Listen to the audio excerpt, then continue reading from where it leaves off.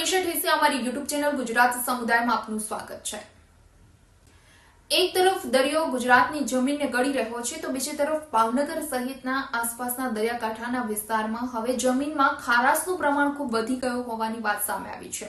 આ ખારાશના કારણે ખેતીના પાકને વ્યાપક નુકસાન થઈ રહ્યું છે તો લોકોના આરોગ્યને પણ મોટા પાયે અસર પહોંચી રહી છે।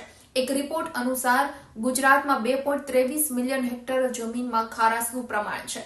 તો એક રિપોર્ટ પ્રમાણે ગુજરાતમાં ભૂગર્ભ જળનો ઉપયોગ ખૂબ વધારે થઈ રહ્યો છે અને જેના કારણે ભૂગર્ભ જળના સ્તર ખૂબ ઊંડા જઈ રહ્યા છે। ઔદ્યોગિકરણ પણ આની પાછળનું એક કારણ જવાબદાર છે તો ટ્યુબવેલનું ખોદકામ પણ આડેધડ થઈ રહ્યું છે કે જેના માટે સરકારની મંજૂરી લેવાની હોય છે। આ પ્રકારના જે અમુક નિયમો હોય છે આ નિયમોને નેવે મૂકી આડેધડ જે ખોદકામ થતું હોય છે તેના કારણે પણ જમીનમાં ખારાશનું પ્રમાણ ખૂબ વધી ગયું છે અને આવા ઘણા બધા કારણો જવાબદાર છે અને એના કારણે ખેડૂતોને મોટા પાયે નુકસાન થઈ રહ્યું છે। ભાવનગર જિલ્લાના જે ખેડૂતો છે તેમનું કહેવું છે કે આ જમીન છે તે વધુને વધુ ખારાશયુક્ત બની રહી છે અને તેના કારણે પાકનું ઉત્પાદન 30 થી 40% સુધી ઘટી ગયું છે। કપાસ, મગફળી સહિતના પાકને મોટું નુકસાન થઈ રહ્યું છે તો ડુંગળીના પાકને સૌથી વધારે નુકસાન પહોંચી રહ્યું છે। જે ઉત્પાદન ડુંગળીનું થવું જોઈએ તે હવે નથી થઈ રહ્યું।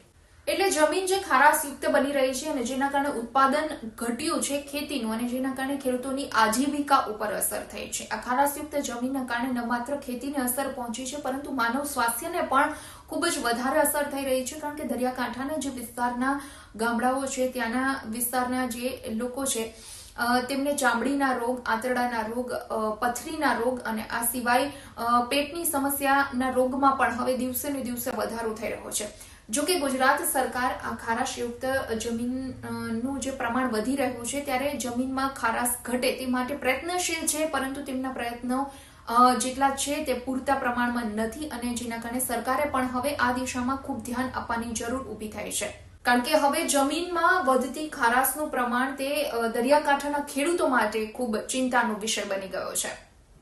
વિડીયો પસંદ આવ્યો હોય તો લાઇક એન્ડ શેર કરવાનું ભૂલશો નહીં અને ખાસ અમારી ચેનલ ગુજરાત સમુદાયને સબસ્ક્રાઇબ કરી લેશો। આવતીકાલે કોઈ નવા ટોપિક પર ચર્ચા કરીએ।